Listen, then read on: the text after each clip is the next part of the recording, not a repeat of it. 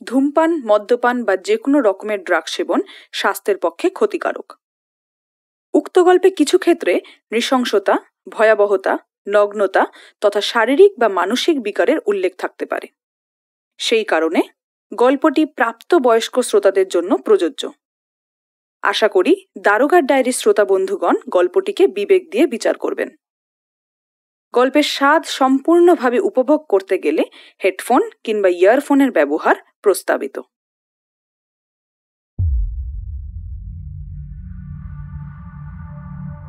একটা খুনি কি জন্ম থেকেই খুনি হয়, নাকি জন্মাবার পর তার বাবা মা তাকে খুনি হওয়ার সমস্ত রকম আনুষঙ্গিক তার চোখের সামনে তুলে ধরে বলে, বাবু তোকে কিন্তু বড় হয়ে খুনি হতেই হবে, ভালো একটা খুন করে আমাদের মুখ উজ্জ্বল করিস। একেবারেই নয়।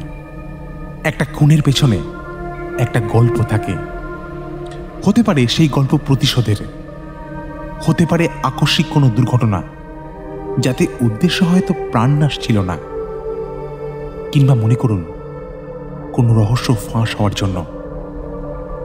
কিন্তু খুনের কারণ যাই হোক না কেন, তার পেছনে লুকিয়ে থাকে একটা নির্ভেজাল নির্লিপ্ত ভয়, যার জেরে কোনো সাধারণ মানুষ যে কিনা কাউকে একটা চর অব্দি মারেনি, সে অপর দিকের মানুষকে খুন করতে উদ্যত হয়ে পড়ে। আপনারা যারা আমাদের গল্প শোনেন বা আমাদেরকে চেনেন তাদেরকে বলছি, এই যে আপনারা এখন মোবাইল ফোন সামনে রেখে ফ্যানের তলায় বসে আমাদের গল্প শুনছেন, তাদেরকে বলছি, আপনারাও তো ভয় পান। অনেকে হয়তো ভাবছেন আমি কাউকে ভয় পাই না, এসব বেমালুম বাজে কথা বলছেন। আচ্ছা মনে করুন আপনার মাথার ওপরে যে ফ্যানটা বনবন করে ঘুরে আপনার সারা শরীরে শীতল বাতাস বইয়ে দিচ্ছে এবং আপনার বেশ ভালোই লাগছে, কিন্তু হঠাৎ করে যদি উপরে তাকিয়ে দেখেন সিলিং ফ্যানের আংটা থেকে দড়ি দিয়ে বাঁধা কোনো বিশীর্ণ দেহ ঝুলছে, তার চোখগুলো ঠিকরে বেরিয়ে আপনার চোখের দিকে এক দৃষ্টিতে চেয়ে আছে। মৃত্যুর ঠিক আগের মুহূর্তে হয়তো আপনার দিকে শেষ রক্ষার তাগিদে সুতীব্র চিৎকার করেছে, কিন্তু আপনি ততক্ষণ আধুনিকরণে মোড়া বিদেশি কোম্পানির ইয়ারফোন কানে লাগিয়ে গল্প শুনছেন। তাই তার শেষ রক্ষা আর হয়নি। তার হাতের তালু আর পায়ের আঙ্গুলি লেহন মাঝে মাঝে আপনার মাথায় টেকছে। কেমন লাগবে আপনার? দেখে নেবেন নাকি ইয়ারফোনটা খুলে একবার মাথার উপরের ফ্যানের দিকে?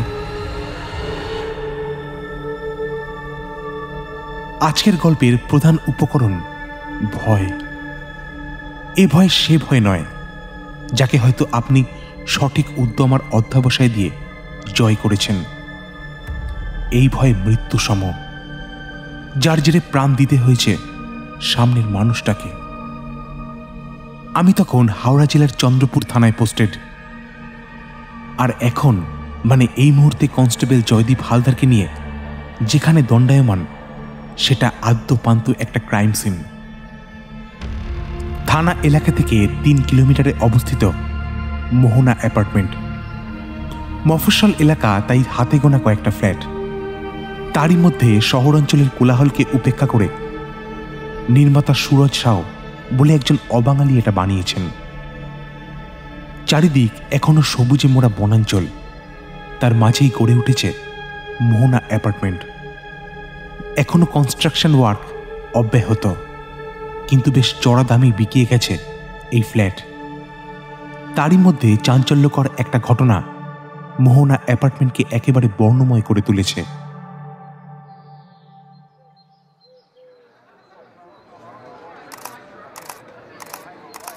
সকাল সকালই মিডিয়া পুলিশে ছেয়ে গেছে মোহনা অ্যাপার্টমেন্টের কানাকানি, কারণ মৃত ব্যক্তির নাম ডক্টর অসিত সমাদ্দার।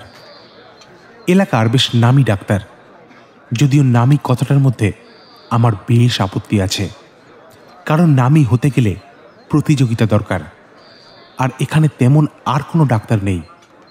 তাই ডাক্তার সমাদ্দারের এখানে একচ্ছত্র আধিপত্য। ক্রাইম সিন সম্বন্ধে বলতে গেলে একটা 2 BHK ফ্ল্যাট। দরজা দিয়ে ঢুকেই বিশাল ড্রয়িং রুম, আর তার সাথেই দক্ষিণে পাশাপাশি 2টি ঘর, আর উত্তরমুখী রান্নাঘর আর বাথরুম। সমাদ্দারবাবুর দেহটা বসার ঘরের সোফার ওপর থেকে সিলিং ফ্যান থেকে ঝুলছে। 2 হাত আর পা মাটির দিকেই ভূমি আঁকড়ানোর শেষ চেষ্টায় রত। চোখগুলো ঠিকরে বেরিয়ে আসছে, জিভটা ঠোঁটের বাম দিকের দাঁতের ফাঁক দিয়ে মৃদু বেরিয়ে আছে। হালদার সেখানেই দাঁড়িয়ে ঘটনাস্থলের একটা রাফ স্কেচ ম্যাপ বানাচ্ছে। আমাকে উদ্দেশ্য করেই বলল, স্যার, পরনের পোশাক খোলেননি, এক পায়ে জুতো পরা আর এক পায়ের জুতো মেঝেতেই পড়ে আছে। সেটা দেখে এখানে অবাক হচ্ছি। সমাদ্দারবাবুর চেম্বারটা কোথায়? এই তো স্যার, মোহনা অ্যাপার্টমেন্টের গ্রাউন্ড ফ্লোরে। সকাল বিকাল চেম্বারে বসেন। আচ্ছা, ওনার বাড়ির লোকজন কোথায়? ওনার স্ত্রী আর এক মেয়ে নিচের ফ্লোরে শৈলেনবাবুর বাড়িতে আছেন। আসলে ওনারা বেশ ভেঙে পড়েছেন। আচ্ছা, অসিতবাবুদের ঠিক পাশের ফ্ল্যাটে কে কে আছেন? বিনয় মুখার্জি বলে একজন। কথা বলেছ? না স্যার। ঠিক আছে, ওনাকে ডাকো, একটু কথা বলবো। Okay sir.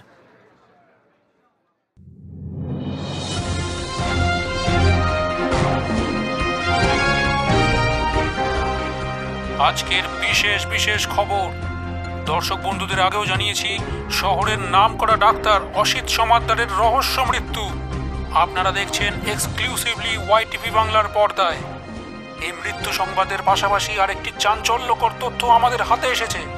টেট্রোডোটক্সিন। হ্যাঁ, আপনারা ঠিকই শুনেছেন, টেট্রোডোটক্সিন। এটি একটি নিউরোটক্সিক পয়জন। বহু বছরের নিরলস পরিশ্রমের ফলাফল এটি। আর এই মারণ বিষের আবিষ্কারক আর কেউ নন, স্বয়ং মৃত ডাক্তার অসিত সমাদ্দার। ঠিকই শুনেছেন, এর আবিষ্কারক অসিত সমাদ্দার। কিন্তু এই আবিষ্কারের পরে হঠাৎ করে তার মৃত্যু। এই মৃত্যু কি স্বাভাবিক? পুলিশ কি বলছে? প্রতি মুহূর্তের এক্সক্লুসিভ খবর শুধুমাত্র YTV বাংলার পর্দায়। ক্যামেরায় অনিলের সঙ্গে আমি দুর্নিবার।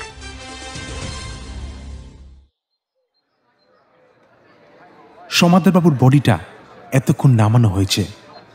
চেহারায় বেশ ভারী কি আছে, আর মুখমণ্ডলে ক্লিন শেভ করা, ডাক্তার সুলভী চেহারা। টেবিলের ওপর বেশ কিছু ম্যাগাজিন, সবকটাই সাম্প্রতিক সময়কালের স্বাস্থ্য সচেতনমূলক নিয়মাবিধির ওপর। সেগুলোরই 2-1টাতে চোখ দিতেই একজন দরজার পাশেই আমাকে বলল, স্যার, আমায় কি ডাকছিলেন? সেদিকে চোখ ফেরাতেই দেখলাম বয়স 50-এর এক ব্যক্তি, পরনে সাধারণ বেশভূষা, বেশ পুরু কাঁচের চশমায় তার ভয়ার্থ ধৈর্যচ্যুত চোখগুলো ক্রমাগত এদিক ওদিক ছুটে বেড়াচ্ছে। চিন্তার ছাপ তার কপালের নিরবিচ্ছিন্ন রেখার প্রতিটি বাঁকে নির্জন আশ্রয় খুঁজেছে। আমি তাকে শান্তভাবেই বললাম, আপনি কি বিনয়বাবু? আগে হ্যাঁ। কোনো কিছু নিয়ে কি দুশ্চিন্তা করছেন? আসলে ডাক্তারবাবু, আসলে ডক্টর অসিত সমাদ্দারের বাড়ির দেওয়ালের ওপাশেই বিনয়বাবুর ফ্ল্যাট। প্রতিবেশীর এভাবে মৃত্যুতে তিনি বেশ ভয় পেয়ে আছেন। তার এই প্রত্যাশিত মনোভাবের মধ্যে যে কিঞ্চিত অবজ্ঞা আর অসন্তোষের গন্ধ পেয়েছিলাম, সেটার অর্থ তার সাথে বাক্যালাপের পর বোধগম্য হয়েছিল। হ্যাঁ, যেটা বলছিলাম, আপনি এই মোহনা অ্যাপার্টমেন্টে ঠিক কতদিন? কেন আমাকে এত জিজ্ঞাসা কেন? আমি কি খুন করেছি? দেখুন, আপনি যে করেননি তার কোনো বিশেষ কারণ আপাতত পাইনি। আর প্রশ্নটা আমি করেছি মিস্টার মুখার্জি। দেখুন, আমি এখানে মাস 3 হলো এসেছি, আর ডাক্তারবাবুকে আমি চিনতাম, ওনাকে দেখাতে যেতাম, ব্যাস এইটুকুই। আচ্ছা, মিসেস সমাদ্দারকে তো চেনেন? চিনব না কেন? প্রতিবেশী হয়ে যেটুকু চেনা যায় সেটুকুই। দেখুন স্যার, আমি সাধারণ মানুষ, ওই সব ঝামেলায় আমাকে জড়াবেন না প্লিজ। আর আমি ডাক্তারবাবুকে খুন করতে যাব কেন? মুখার্জিবাবু, খুন তো একজন করে, আর সেই খুনের পেছনে সূক্ষ্ম একটা মোটিভ থাকে। আর সেই মোটিভ একজনও তৈরি করতে পারে, আবার অনেকেও। আচ্ছা বলুন, আমাকে কি বলতে হবে? কাল দুপুর থেকে আপনি এই ঘর থেকে কোনো আওয়াজ শুনেছিলেন? দেখুন, দুপুরে সাধারণত আমি একটু ঘুমোই, তবে ঘরে খুব জোরে টিভির আওয়াজ পাচ্ছিলাম। ওই ইন্ডিয়া পাকিস্তান ম্যাচ ছিল তো, ওয়ানডে। অসিতবাবুও মনে হয় খেলা দেখছিলেন। আচ্ছা ঠিক আছে, আপনি আসতে পারেন। প্রয়োজন হলে আপনাকে ডেকে পাঠাবো। হালদার, ওনার ডিটেলসটা নোট করে নাও। Okay sir. আর ডাক্তারবাবুর পরিবারের সাথেও একবার দেখা করাটা দরকার। তাহলে স্যার ওনাদেরকে কি? না থাক, এই সময় ওনাদের বিব্রত করাটা ঠিক হবে না। যতই হোক, এনিওয়ে, ঘরটা সিল করে দাও। ইংরেজ আপাতত বন্ধ থাকবে। ডেড বডি ময়না তদন্তে পাঠিয়ে দেওয়া হলো। আমরা নিচে নেমে আসতেই দারোয়ানজি এগিয়ে এসে আমাদের গাড়ির দরজা খুলে দিল। আমি তাকে বললাম, আপনি? আগে আমি গিরিধারী খান্না, দারোয়ানের কাজ করি। আপনাকে তো ঢোকার সময় আমার এই শিফটেই ডিউটি স্যার। আপনি জানেন তো কি ঘটনা ঘটেছে? হ্যাঁ স্যার। ডাক্তারবাবুকে আপনি চিনতেন? চিনব না কেন? বাবুর জন্যই তো চন্দ্রপুরের মানুষজন রোগকে ভয় পায় না। আচ্ছা, সেসব তো বুঝলাম, কিন্তু আজ সকালের দিকে আপনার কি এখানে ডিউটি ছিল? হ্যাঁ স্যার। আজ কি অসিতবাবুর চেম্বার খোলা ছিল? হ্যাঁ স্যার। মোটামুটি কতক্ষণ উনি চেম্বারে থাকেন?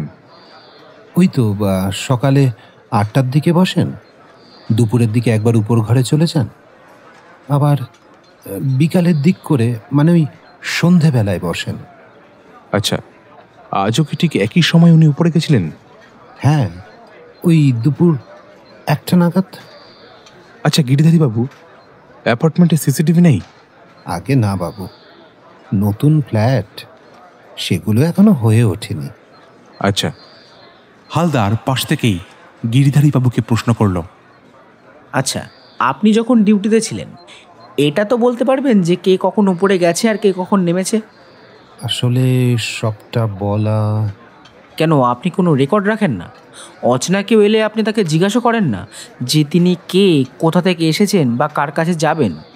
একটা বিরক্তিমূলক হাসি হেসে গিরিধারী বাবু বললেন, হ্যাঁ, সেটা বলতে অবশ্যই করি। তাহলে আজ সকাল থেকে অচেনা কেউ উপরে যায়নি বলছেন?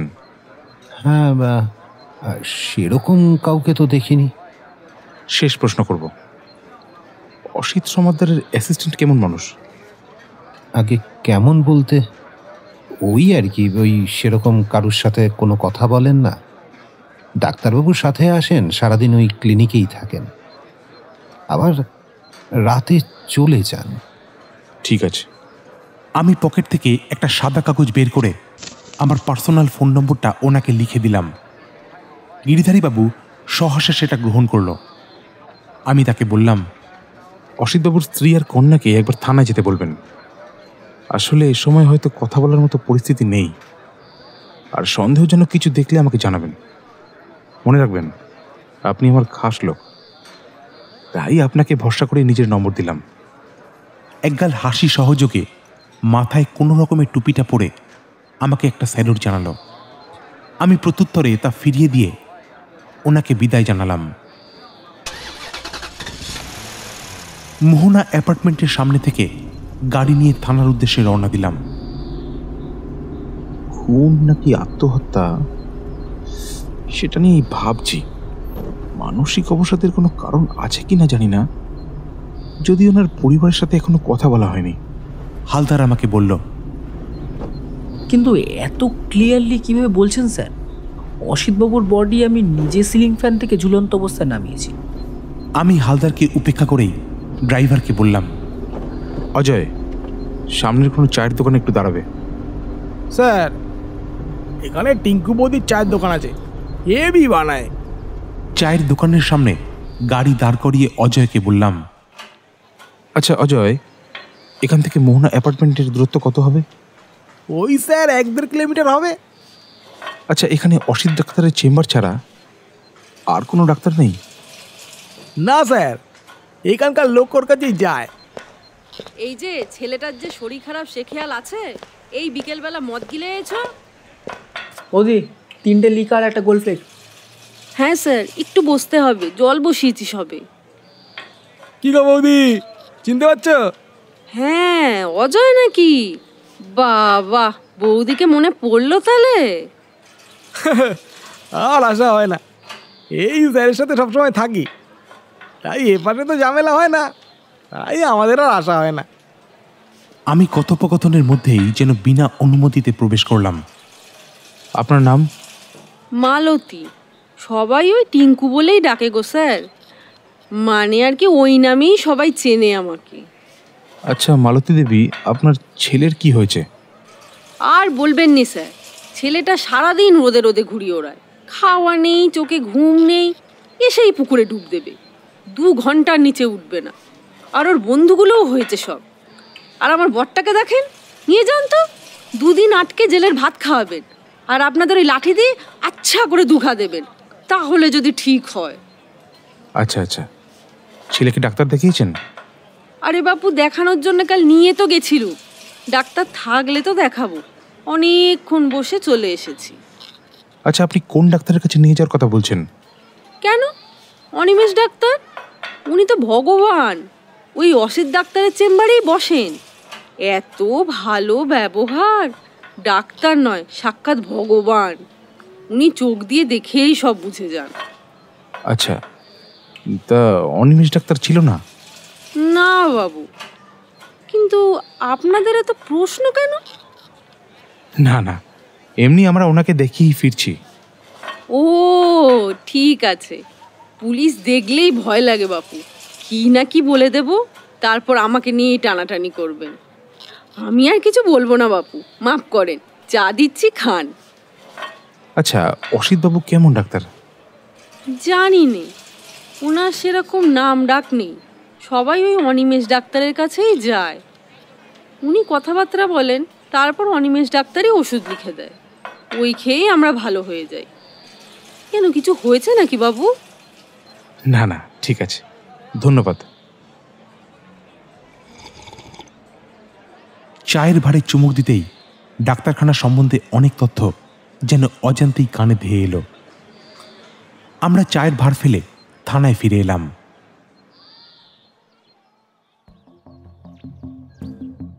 পরদিন সকালেই মোহনা অ্যাপার্টমেন্ট একেবারে মিডিয়ার কেন্দ্রবিন্দু হয়ে উঠল। চন্দ্রপুরের ইতিহাস বলছে এখানে তেমন বড় ধরনের কিছু ঘটনা ঘটেনি।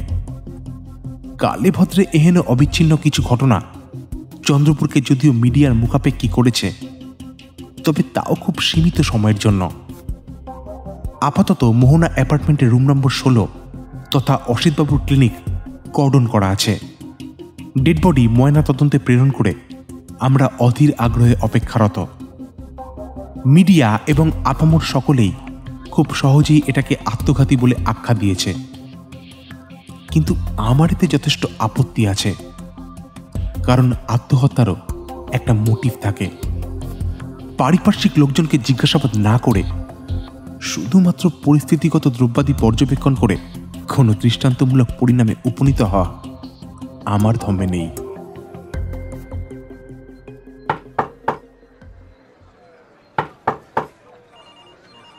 দরজার কাছে কড়া নাড়তেই সেদিকে দৃষ্টি নিক্ষেপ করলাম।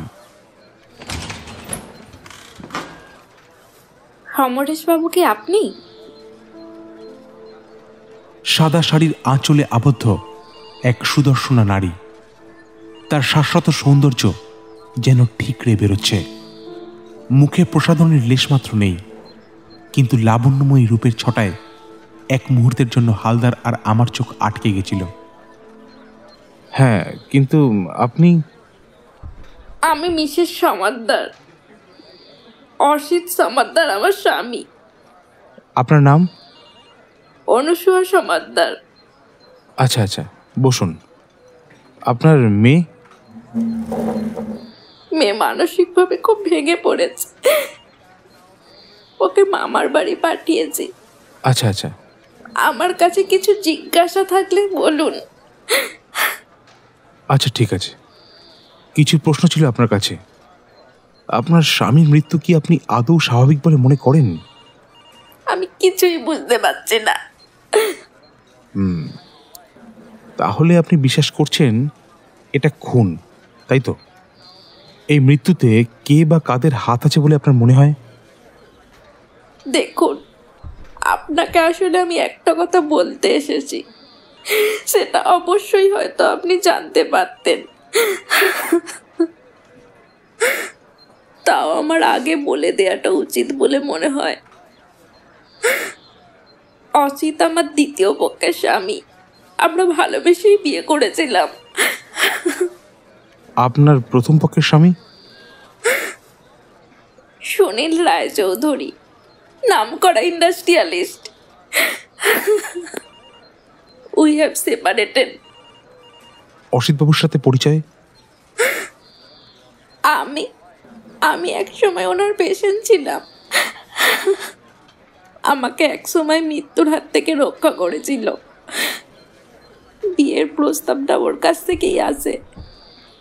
কিছু মনে করবেন না, আপনার আর আপনার স্বামীর সম্পর্কে একটা কথা জানার ছিল। মানুষটাই যখন বেঁচে নেই, আপনি বলতে পারেন। অসিত বাবুর সাথে আপনার সম্পর্ক কেমন ছিল? জানি এই প্রশ্ন আপনি করবেন। সম্পর্ক বলতে আর কি বলবো বলুন। জানেন তো সমরেশ বাবু, একটা ভাঙা কাঁচ কখনো যেমন জোড়া লাগে না, তেমনি একটা ভাঙা সম্পর্ক কখনো সুখকর হয় না। আমার কাছে অসিতকে আঁকড়ে ধরে রাখা ছাড়া আর কোনো উপায় ছিল না। পারুকে নিয়ে আমার শেষ জীবনটা যে এরকম হবে তা আমি জানতাম। পারু আপনার মেয়ে? পারমিতা সমাদ্দার। আচ্ছা, অসিত বাবুর কোনো শত্রু, মানে প্রত্যক্ষভাবে না হলেও এমন কিছু কি ইনস্টিংক্ট আছে যাতে উনি বেশ কিছুদিন ধরেই অবসাদে ভুগছিলেন? দেখুন, অসিত খুব চাপা স্বভাবের। সেভাবে আমার সাথে খুব একটা কথা বলতো না, সারাদিন ক্লিনিকেই কাটাতো। আর অনিমেষের সাথে ডাক্তারি নিয়ে আলোচনা চলতো। সেভাবে সত্য কিছু নেই, থাকলেও আমার জানা নেই। অনিমেষ বাবু লোকটা কেমন? সেও একই রকম। আচ্ছা, ওনাদের মধ্যে রিসেন্ট পাস্টে কোনো কিছু নিয়ে তর্কাতর্কি আপনার কখনো কানে এসেছে? দেখুন, আসলে অসিত কিছু একটা নিয়ে কদিন ধরেই রিসার্চ করছে। অনিমেষ ওকে অ্যাসিস্ট করে। সেই নিয়ে সারাদিন দুজনের মধ্যে কথাবার্তা চলে। তর্কাতর্কি যেটুকু হয় সেসবই ওদের ওই রিসার্চ নিয়ে। কি নিয়ে রিসার্চ আপনি জানেন? ওসব আমি ঢুকিও না, জানিও না। তবে কদিন ধরে অনিমেষকে খুব চিন্তিত লাগছিল।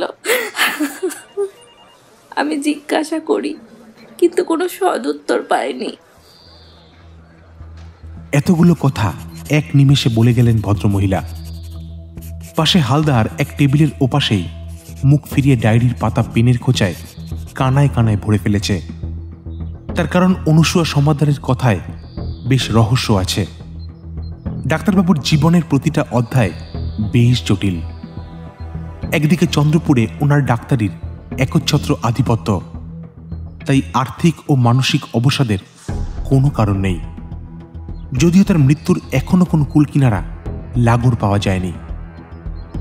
মহিলা প্রস্থান করলেই হালদার বেশ কৌতূহলের সাথে আমার সামনে হাজির হলো। স্যার, অনুসূয়া দেবী বেশ সুন্দরী। দুটো বিয়ে, তবে আর কয়েকটা এমনি হয়ে যাবে। বাজে বকো না হালদার, কাজে মন দাও। কি বুঝলে বলো? অসিতবাবু লোকটা বেশ ঘোরালো। ডাক্তার হিসেবে সুখ্যাতি খুব একটা নেই, কিন্তু পরিবার সচ্ছল। সেটা কিভাবে বুঝলে? মিস সমাদ্দারের হাতের হীরের আংটি আর গলার নেকলেস দেখে। ভেরি গুড হালদার, তুমি তো দিন দিন বেশ পাকা জহুরি হয়ে উঠেছ।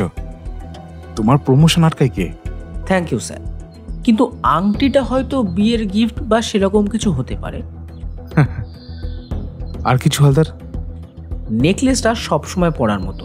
এত দামি নেকলেস সবসময় পরে আসেন, মানে ধরে নেওয়া যায় ধনী পরিবারের। আর কিছু? আর তেমন কিছু নয় স্যার। আর একটা কথা মাথায় ঘুরছে হালদার, ভদ্রমহিলা কিন্তু স্বামী হারা হয়ে খুব একটা বিমর্ষ হয়ে পড়েননি। মানে স্বামী বিয়োগে একজন মহিলা সাধারণত যতটা ভেঙে পড়েন ততটা ভেঙে উনি পড়েননি। হ্যাঁ স্যার।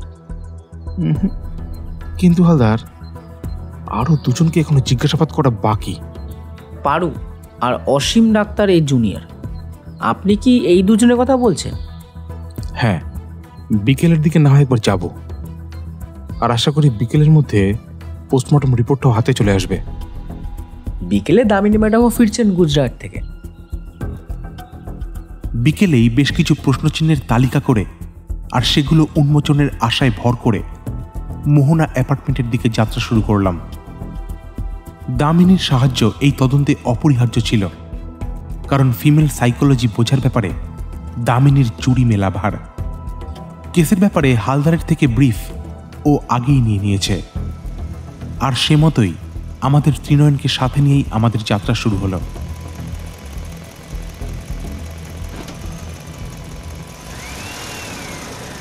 অ্যাপার্টমেন্টে পুলিশি প্রহরা জারি ছিল। নিচের তলায় অসিতবাবুর চেম্বারের সামনে এতটাই তৎপরতা, তাতে একটা কাকপক্ষী বসারও সুযোগ নেই। হালদারকে গিরিধারী বাবুর সাথে ওপরে পাঠিয়ে আমরা অসিতবাবুর ক্লিনিকের সামনে পৌঁছালাম। সেখানেই আমাদেরই একজন পুলিশ কর্মীর সাথে এক অজ্ঞাত ব্যক্তির কিছু ব্যাপার নিয়ে গোলযোগ চলছিল। আদ্যপান্ত গোপে চারা চেহারা, মাথায় চুল থাকলেও তা আগোছালো, কপালে বিনবিনে ঘাম। বয়স খুব বেশি হলেও 30-35-এর বেশি হবে না। এই যে মশাই, আমাকে ভেতরে ঢুকতে দেবেন না নাকি? হ্যাঁ, আপনি কেন? স্বয়ং ভগবান এলেও ঢুকতে দেবো না। আপনার যা করার করে নিন, যান যান যান। বলছি আমার কিছু জিনিসপত্র আছে, সেগুলো দিয়ে দিন, আমি চলে যাব। স্যারের বারণ আছে, পারমিশন নেই। আরে যান তো যান, ফালতু ঝামেলা বাড়াচ্ছে। ঝামেলা আমি করছি? কি দেখলেন মশাই? হ্যাঁ, ঝামেলার? ওই যে স্যার আসছেন, যা বলার ওনাকে বলুন, যান। ফালতু। আরে কে আপনি? সমরেশ বাবু আপনি? হ্যাঁ বলুন, কি সমস্যা? এই দেখুন না, আমার ক্লিনিকে আমাকেই ঢুকতে দিচ্ছে না। আপনার ক্লিনিক? আপনার নাম কি? কে আপনি? আমি অনিমেষ, আমি এখানেই কাজ করি। আপনি কি অসিতবাবুর ক্লিনিকের স্টাফ? হ্যাঁ, স্টাফই বটে। সে যাই হোক, দেখুন না মশাই, একটু বলে দিন না। আর প্লিজ, আমার না এর সাথে কোনো লেনা দেনা নেই। আচ্ছা আচ্ছা, আপনি শান্ত হন। এক নিঃশ্বাসে ক্রমান্বয়ে বেশ খানিকক্ষণ চিৎকার করে লোকটা থামল। পকেটে বেশ কয়েকবার হাতড়ে একটা ইনহেলার বের করে মুখে ঠেকিয়ে দুবার সজোরে তাতে চাপ দিল। তাকে একটু শান্ত হওয়ার সময় দিয়ে দামিনী জিজ্ঞাসা করল, আপনি জল খাবেন? না ধন্যবাদ। আপনার এই শরীরে এত উত্তেজনা ভালো নয়, আপনি বসুন। ঠিক আছে, আমি ঠিক আছি। বুকে হাত দিয়ে দুবার জোরে নিঃশ্বাস নিয়ে লোকটা থামল। দামিনী তাকে আবার জিজ্ঞাসা করল, আপনার পুরো নাম? অনিমেষ, অনিমেষ মুখোপাধ্যায়। আপনি এই ক্লিনিকে কাজ করেন? আগে হ্যাঁ। আপনি ভিতরে যেতে চাইছেন কেন? আপনি জানেন না কি ঘটনা ঘটেছে? জানি বই কি, কিন্তু আমার যে ভেতরে ঢোকাটাও খুব দরকার। কেন? ভিতরে কি আছে? ভেতরে আসলে ভেতরে। আচ্ছা আচ্ছা, চলুন আমরা ভেতরে যাব। যা দরকার, যদি সেগুলো কোনো এভিডেন্স না হয় আপনি বরং নিয়ে নেবেন। না থাক, আপনারা বরং আপনাদের কাজ করুন। আমি সামনের পুলিশ কনস্টেবলকে জিজ্ঞাসা করলাম, কি হয়েছিল বলো তো? আরে আর বলবেন না স্যার, এ লোকটা সকাল থেকে ঝামেলা করে যাচ্ছে। ভেতরে ঢুকবে বলে মাথা খারাপ করে দিচ্ছে। এতবার বারণ করেছি, খালি খালি ঝামেলা করেই চলেছে। ঠিক আছে, গুড জব।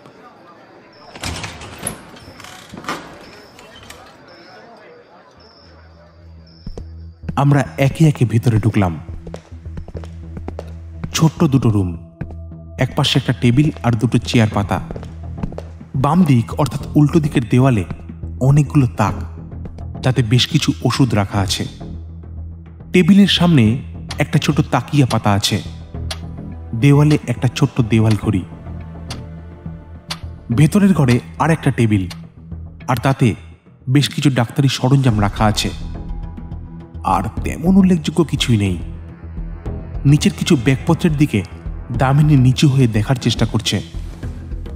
আমার দিকে না তাকিয়েই সে বলল, মালটা কেন এই ঘরে, সরি স্যার, মানে অনিমেষবাবু, এই ঘরে ঢোকার কিছু না কিছু উদ্দেশ্য তো আছেই স্যার।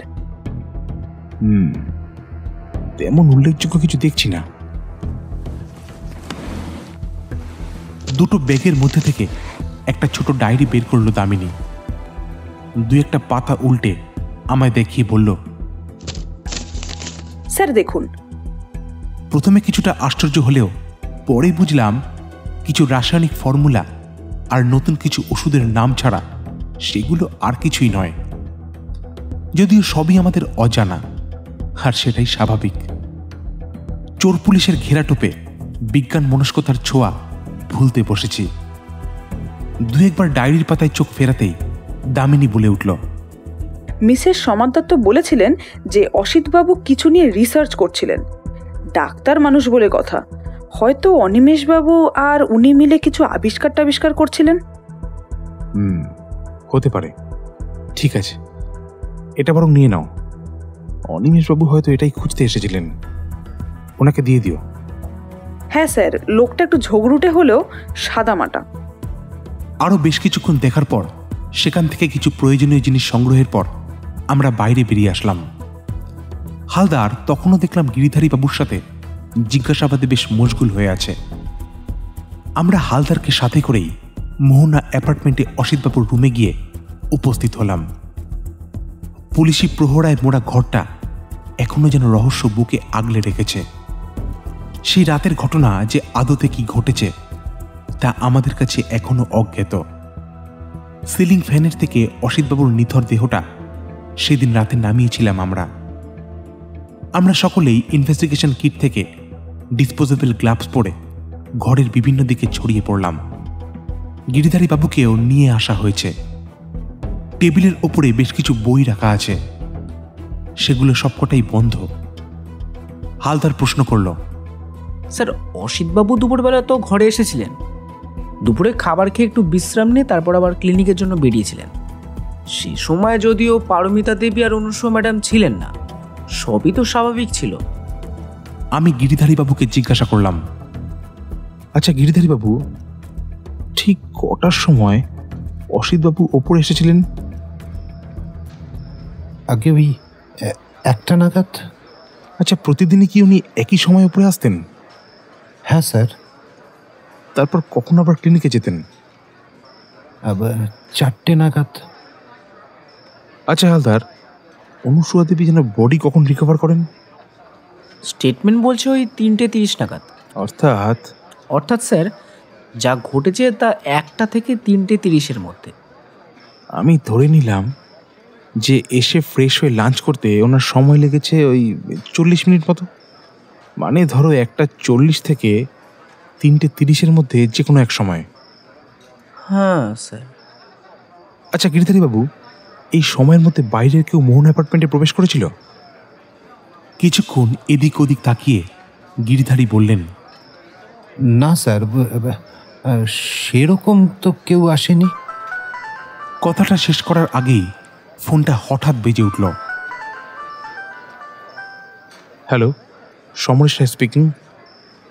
ফরেনসিক এক্সপার্ট আশুতোষ বাবু বলছি। হ্যাঁ, এনি আপডেট? গলায় কালচিটে দাগ আছে, কিন্তু নট শার্প এনাফ। মানে? দেখে মনে হবে অনেকক্ষণ ধরে গলায় দড়ি জাতীয় কিছু বেঁধে টানা হেঁচড়া করেছে, যদিও তা অস্বাভাবিক। অস্বাভাবিক কেন? কারণ হ্যাঙ্গিং বা সুইসাইড কেসে এরকম হয় না। সেখানে দড়ির দাগটা এক জায়গায় থাকে, মানে যেহেতু পুরো শরীরটার ভার এক জায়গায় পড়ে, তাই গলায় কালচিটের দাগটা বেশ জোরালো হয় আর কন্টিনিউয়াস হয়, বুঝলেন? আর কিছু? আর একটা ইন্টারেস্টিং জিনিস আছে। কি? পায়ের দিকে, মানে আশুতোষ বাবু, পায়ের দিকে কি? বাম পায়ের বুড়ো আঙ্গুলের ঠিক নিচে একটা 0.5 মিলিমিটার ছিদ্র আছে। ওল্ড ইনজুরি নাকি রিসেন্ট? আসলে এটাকে ঠিক ইনজুরি বলা যায় না, তবে এটা খুব একটা পুরনো নয়।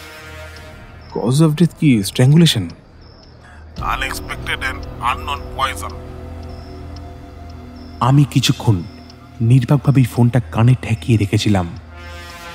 আমার অভিব্যক্তি বোধহয় আর কেউ না হলেও আশুতোষবাবু ভালোই টের পেয়েছিল। খানিকটা হেসে তিনি বলেছিলেন, আমিও আপনার মতো স্পিচলেস হয়ে গেছিলাম সমরেশ বাবু। পয়জনটা কিভাবে ইনজেক্ট করা হয়েছিল আমি জানি না, তবে পয়জনটা একেবারে আননোন। অন্ততপক্ষে আমার সার্ভিস লাইফে এটার কম্পোনেন্ট কখনো পাইনি। আমি তাও কিছু রিসার্চ চালাচ্ছি, পরে আপনাকে আপডেট দিচ্ছি। এখন রাখছি, বুঝলেন? ময়নাতদন্ত রিপোর্ট যে এমন অপ্রত্যাশিত হবে তার আঁচ আমি একবারও পাইনি। এক্ষেত্রেও সব খুনের কার্যত হেতু শেষমেশ বিষে গিয়ে দাঁড়াবে সেটা একেবারেই ভাবিনি। এতক্ষণ তদন্তের উদ্দেশ্য ছিল সুইসাইডের কারণ খোঁজা, কিন্তু এখন এক লহমায় যে আমাদের একেবারে শূন্যে এসে দাঁড় করাবে সেটা আমার কল্পনার অতীত। দামিনী আর হালদারের হতচেতন মুখমণ্ডলও ব্যতিক্রমী নয়। ফোনের বিবরণ তাদের জানাতে তারাও বেশ কিছুক্ষণ হতভম্ব হয়ে রইল। আরও বেশ কিছু তথ্যাদি সংগ্রহ করে থানায় ফিরে আসলাম।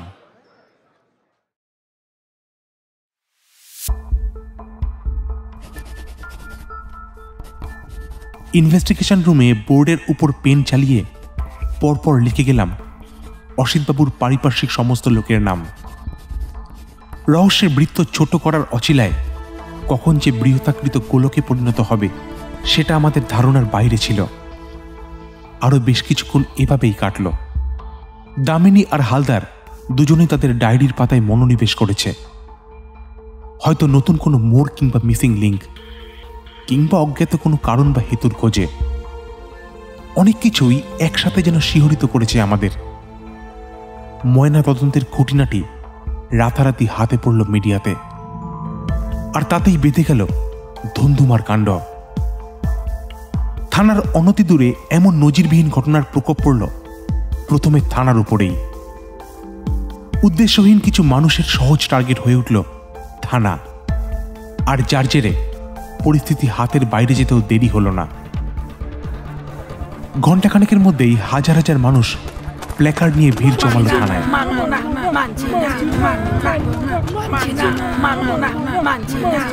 নিজেদের নিরাপত্তাকে মিথ্যে প্রহসন বানিয়ে অকথ্য ভাষায় কালিমালিপ্ত করল খাকি পোশাককে। অনিয়ন্ত্রিত মৌমাছির ঝাঁকসম জনশ্রেণীর সামনে গুটি কয়েক পুলিশ কর্মীর রুখে দাঁড়াতে রীতিমতো বেগ পেতে হলো। আমরা কোনো কথা শুনতে চাই না, শালা শুধু শুধু মাইনে নিচ্ছে আর খাচ্ছে। মারসালা পুলিশগুলোকে মার। এই কি হয়েছে রে, কি হয়েছে রে? ও সব জানি না, সবাই যা করছে তাই করতো। মার মার, ইট মার, ওদিকে ইট মার, ওদিকে ইট মার। থানার সমস্ত ফোর্স নিয়ে আমি, হালদার আর দামিনী তাদের বোঝানোর আপ্রাণ প্রয়াস চালিয়ে যাচ্ছি। আহা, আপনারা দাঁড়ান প্লিজ, আমাদের কাজ এটা। ক্রাইম হয়েছে, কথা দিচ্ছি অপরাধী ধরা পড়বে। ওদিকে ইট মার, ওদিকে ইট মার, মার মার পুলিশকে মার। আপনারা দাঁড়ান, আমরা কিছু আইনি পদক্ষেপ নেব। সাবধান সবাই। পরিচিত মুখগুলো ধীরে ধীরে কেমন অচেনা হয়ে উঠছিল। দামিনী পুরুষালী কণ্ঠে কয়েকবার চিৎকার করলেও শতাধিক লোকের চিৎকারের সামনে সেই আওয়াজ তাদের যে কর্ণগোচর হচ্ছে না তা বলাই বাহুল্য। কয়েক মিনিটের জন্য স্তম্ভিত হয়ে উঠেছিলাম। পাশে তাকিয়ে দেখলাম উড়ে আসা কোনো পাথরের অজ্ঞাত অভ্যর্থন নিশানায় হালদারের কপাল প্রায় ক্ষতবিক্ষত। কিছুক্ষণ আগেই তারই অনুরোধে তার হাত থেকে হেলমেটটা আমি মাথায় পড়েছিলাম, তা না হলে হয়তো নিশানায় আমিও থাকতে পারতাম। হালদারের চোখের কোণে জ্বলন্ত রক্তিম রক্তবিন্দু দেখে নিজেকে আর শান্ত রাখতে পারিনি, আর যেটা খানিক আগে আমার করা উচিত ছিল সেটাই করে ফেললাম।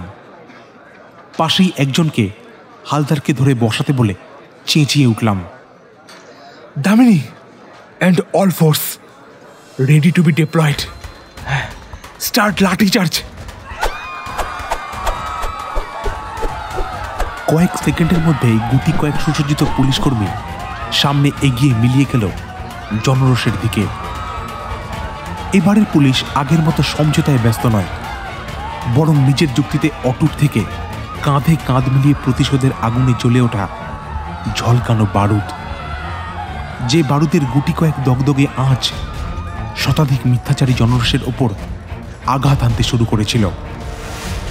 কয়েকটি কাঁদানে গ্যাস আর স্টানশেল, আর তারপরেই নির্দ্বিধায় লাঠি চালনা। তার ফলস্বরূপ আগন্তুক স্রোতের উদ্দেশ্যহীন পলায়ন। মিনিট কয়েকের মধ্যেই থানা অঞ্চল শান্ত পরিশ্রান্ত এক চাদরে ঢাকা পড়ে গেছিল।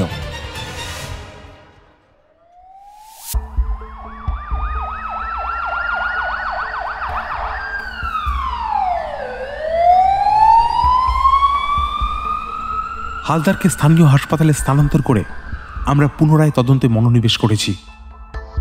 ডাক্তার অসিত সমাদ্দারের মার্ডার কেসের থেকেও ভয়াবহ দ্রুত গতিতে ছড়িয়ে পড়ল এই ঘটনা। যদিও আমাদের তদন্তে তেমন কোনো পরিবর্তন ঘটল না। ময়না তদন্ত রিপোর্টের ভিত্তিতেই কেসের আদ্যপান্ত পুনরায় বিশ্লেষণ করা হলো। আর তার জেরেই আমি আর দামিনী পরদিন সন্ধেবেলায় পৌঁছে গেছিলাম সন্তোষপুর বলে কোনো এক জায়গায়। এই জায়গাতেই গিরিধারীবাবুর নিবাস। তার কাছে আমাদের কিছু জিজ্ঞাসা আছে। পৌঁছেই দেখলাম ছোট একটা একতলা বাড়ি, খুব একটা পরিপাটি নয়। ঘরের সামনে নিশ্ছিদ্র অন্ধকার, তবে শুনেছি তিনি একাই থাকেন। দরজায় কড়া নাড়তেই গিরিধারীবাবু পাশের এক জানলা দিয়ে মুখ বাড়িয়ে টর্চ লাইটের আলো আমাদের শরীরে ফেললেন। এ কি আপনারা এখন? বিরক্ত করলাম? না, আসলে বলা নেই কওয়া নেই। এখন পুলিশ কি বলে আসে নাকি? হ্যাঁ, দরজা খুলুন। আগে আগে না, কিন্তু কেন? খুলুন, নইলে আমরা কিন্তু দরজা ভেঙে ভিতরে ঢুকতে বাধ্য হব। এ কি আপনারা আমাকে নিয়ে কেন টানাটানি করছেন বলতে পারেন? বাইরে থেকেই ঘরের ভেতরে কারুর আনাগোনা আমরা পরিষ্কার টের পাচ্ছিলাম, কিন্তু লোহার দরজা সহজে ভেঙে ফেলার উপায় নেই। পর্যাপ্ত ফোর্স না থাকায় আমি দামিনীকে বললাম, দামিনী তুমি এখানেই থাকো, আমি পেছনের দিকটায় যাচ্ছি। কেউ একটা ভেতরে আছে। এ কি আমি খুলছি, কেন এমন করছেন? কিছুটা সময় দিয়ে গিরিধারীবাবু দরজা খুলে দিলেন, কিন্তু ওপাশের পেছনের দরজায় আওয়াজ শুনে আমি সেদিকেই দৌড়ে গেলাম। ঘরের পেছনের দিকেই দিগন্ত বিস্তৃত মাঠ। তার বুক চিরেই নিজের মুখ গোপন রেখে জঙ্গলের মধ্যে দিয়ে দৌড়ে যাচ্ছে সেই অজ্ঞাত ব্যক্তি। দামিনী আর আমি দুজনেই তার পিছু নিলাম। খানিকক্ষণ চলল ঘোর দৌড়, কিন্তু লোকটা কোথায় যেন মিলিয়ে গেল। অন্ধকারে তার আর নাগাল পাওয়া গেল না। মাঠের পরেই জঙ্গল, কিন্তু অনেক খোঁজাখুঁজির পরেও তার খোঁজ আর মিলল না। আমরা পরিশ্রান্ত হয়ে গিরিধারীবাবুর ঘরে ফিরে আসলাম। ঘর সার্চ করে এমন কিছু তথ্য হাতে আসলো তাতে আমাদের চোখ ছানা বড়া। গিরিধারীর বাড়িতে দুটো রুম। একটা রুম তিনি ব্যবহার করেন, আরেকটা ঘরকে ঘর না বলে ছোটখাটো একটা কেমিস্ট্রি ল্যাব বললে নেহাত মন্দ হয় না। টেবিলের ওপর সারি সারি টেস্ট টিউব, তাতে বিভিন্ন রং বেরঙের তরল। দুটি বার্নার যাতে কিছুটা তরল বসানো আছে। দামিনী সেদিকেই দেখে বলল, বার্নার কিছুক্ষণ আগেই বন্ধ হয়েছে স্যার, এখনো ধোঁয়া উঠছে। আমি চারপাশটা একবার দেখে নিয়ে গিরিধারীকে বললাম, কি আরো মিথ্যে বলবেন নাকি থানায় নিয়ে যাব? আমি আমি কিচ্ছু জানি না স্যার এসব। চুপ করুন, কে ছিল ঘরে? সে কথা আমি বলবো না স্যার, কিন্তু কিন্তু ডাক্তারবাবুকে আমি মারিনি স্যার। শালা, যতটা জানতে চেয়েছি ততটাই বলবি। হ্যাঁ, ঘরে কে ছিল?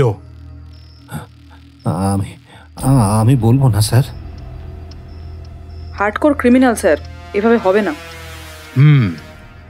একে থানায় নিয়ে চলো। পুলিশি আদর যত্ন না দেখালে হবে না। স্যার, স্যার আমাকে ছেড়ে দিন।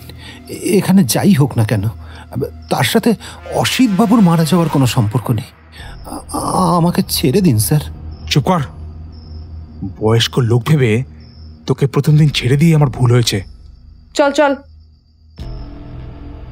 গিরিধারীকে নিয়ে থানায় ফেরা হলো। আমি বাইক নিয়ে বেরিয়ে পড়লাম আরো কিছু তথ্য সংগ্রহে। ফিরতে বেশ রাত হলো। দামিনী অনেকক্ষণ অপেক্ষা করে থানার রেস্টরুমে নিদ্রামগ্ন।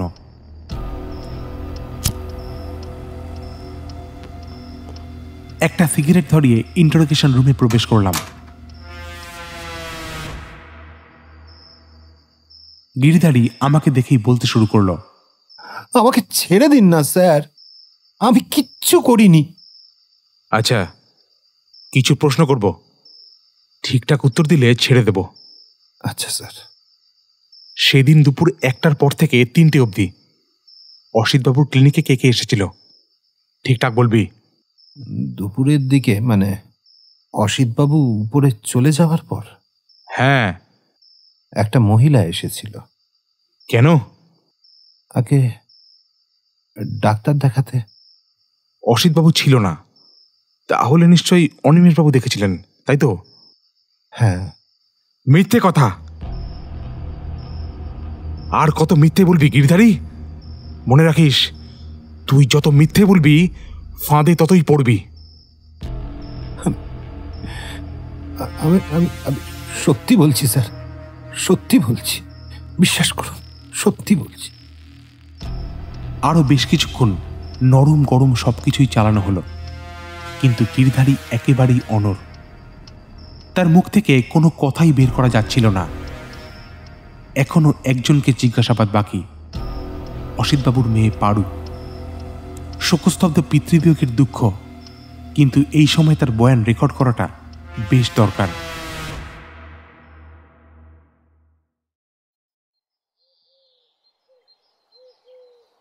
পরদিন সকালেই দামিনীকে আরেকটি কাজে পাঠিয়ে আমি বেরিয়েছিলাম মোহনা অ্যাপার্টমেন্টের উদ্দেশ্যে। আরো বেশ কিছু মিসিং লিঙ্ককে ক্রমান্বয়ে সাজানোর সময় এসেছে। অ্যাপার্টমেন্টে পৌঁছেই দেখলাম বেশ থমথমে আবহাওয়া। অনুসূয়া দেবী আর পারু আজ বাড়ি ফিরেছে। তাদেরকেই কিছু জিজ্ঞাসাবাদ করা দরকার। তাদের রুমের সামনে পৌঁছে দরজায় কড়া নাড়লাম। দরজা খুলে দিলেন অনুসূয়া দেবী। আপনি? আসলে হ্যাঁ, কিছু জিজ্ঞাসা আছে। আচ্ছা, আসুন। ভেতরে প্রবেশ করে দেখলাম অনিমেষবাবুও সোফার একপাশে মনমোড়া হয়ে বসে আছেন। আমি ঢুকেই বললাম, এ কি, সকলকে আজ একসাথে পেয়ে যাব সেটাই ভাবিনি। যাই হোক, আপনাদের সাথে কিছু কথা ছিল। কেন?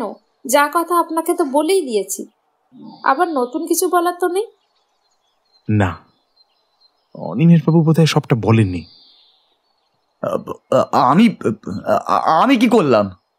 না, কিছু করেননি, কিন্তু জানেন তো, আজ আপনাদের একসাথে পাবো সেটা একদম ভাবিনি, তাই প্রশ্ন করার লোভটাও সামলাতে পারছি না। আচ্ছা অনিমেষবাবু, আপনার সাথে অসিতবাবুর পরিচয়টা কিভাবে বলতে পারবেন? আগেই বলে দিই, মিথ্যে বলবেন না, হিতে বিপরীত হবে। আমার সাথে মানে? আপনার সাথে মানে আপনি আর আপনার সিনিয়র ডাক্তার অসিত সমাদ্দারের। কিন্তু তার সাথে আপনাদের তদন্তের কি সম্পর্ক সেটা কি জানতে পারি? আর আমিও সেটা আপনাকে বলতে মোটেই বাধ্য নই। আমি বলে দিই, আপনি আর পারমিতা এক কলেজেই পড়াশোনা করতেন। পারমিতার ডাক্তার হওয়ার শখ, কিন্তু শেষ রক্ষা মনে হয় হয়নি। কলেজের ফাইনাল পরীক্ষায় সে উত্তীর্ণ হতে পারেনি, কিন্তু তারপরেই মায়ের কাছে জেদ ধরে বসল কিন্তু ডাক্তার হওয়ার জন্য সেই মেধা পারমিতা দেবীর ছিল না। তারপরই কলেজের সার্টিফিকেটের জন্য মোটা অঙ্কের ঘুষ দরকার পড়ল। অনুসুয়া দেবীও মেয়ের ইচ্ছা পূরণের উদ্দেশ্যে অসিতবাবুকে বিভিন্নভাবে প্রেসারাইজ করতে থাকলো। তারপর শেষমেশ রাজি হয়ে গেল। যাবতীয় পড়াশোনা বাড়ি থেকে করবে ভেবে সেই অনিমেষবাবুকেই গৃহশিক্ষক রাখা হলো। খোঁজটা অবশ্যই গিরিধারী বাবুর। অনিমেষবাবু গরিব, স্থায়ী বাসস্থান পাবে বলে বেশ বিনা পরিশ্রমিকে রাজি হয়ে গেল। বদলে অসিতবাবুকে সাহায্য করতে লাগলো ক্লিনিকের রোগী দেখার কাজে, আরও রিসার্চ সংক্রান্ত কাজেও কিছু হেল্প করত, যাতে অসিতবাবুরও বেশ লাভ হয়েছিল।